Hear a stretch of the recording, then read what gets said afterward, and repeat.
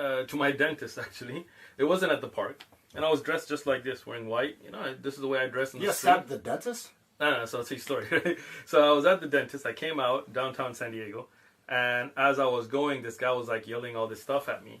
He was driving by. I was like, what? I was like, get down and talk to me, you know. The guy kept driving. I'm like, whatever. So I get in my car, I start driving. The guy busts a U, right? He comes after me. So he's behind me and he's talking all this stuff. So I pull over because I don't like to bark. I'm ready to bite, but I'm not a barker, right? So I'm like, look, if you got something to say it to my face. Let's do this, right? So I pulled. The guy kept going. I'm like, all right, whatever. So I keep going. I go. Then he goes on past. I'm like, all right, he's gone. I go to get some gas. This guy pulls back. So I pull out of the gas station. I pull up. And I'm like, look, you got something to say. Say it to my face.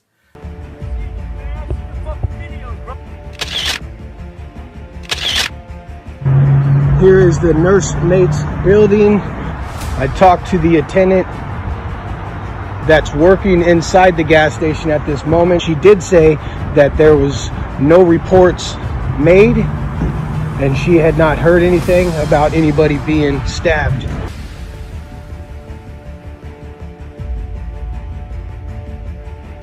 So this guy jumps out and he starts, and I recorded on my phone because the reason I recorded too, because we weren't recording, it wasn't da'wah. The reason I recorded because I knew that if something happened, the police would arrest me. You know, I'd be the one that'd be like in trouble because, you know, they're always going to blame me. So I was like, I'm going to record that this guy's coming. So I recorded him and he comes and this video's online and he starts talking all this stuff and I toss my camera, I go out, we get into it and I got him, you know, I punched him, he got him, you know, he was this big guy.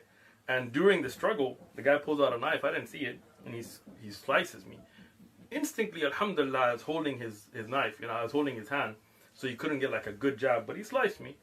And, you know, right afterwards, when I realized this guy stabbed me, I was like, oh, this guy, you know. So I grabbed his knife, he ran away, I drove myself, you know, and I was bleeding at the time. To the hospital. Yeah.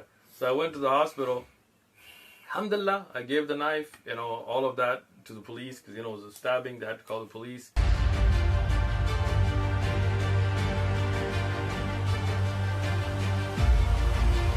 And, you know, they patched me up, alhamdulillah.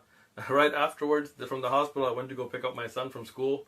You know, I was already patched up, but I called him like, yo, get out of school. And he was like, what?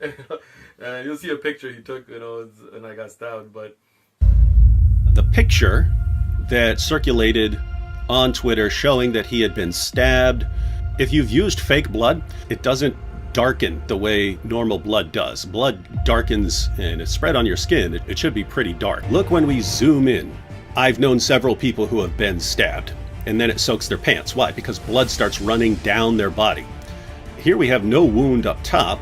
We have a wound down at the bottom, and the blood somehow runs about 8 inches up Sheikh Uthman's body. His blood miraculously flowed against gravity. If you look at the picture, you see blood spatters off to the left of the wound, and you see little specks of blood everywhere.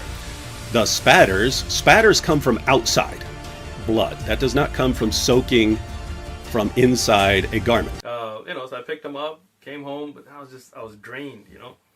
But alhamdulillah, we met with the police. That guy also got arrested.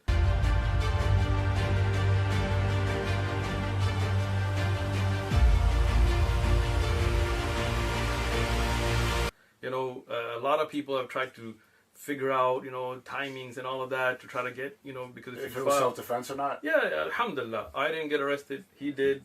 It is self-defense. He came at me. So we're good, you know.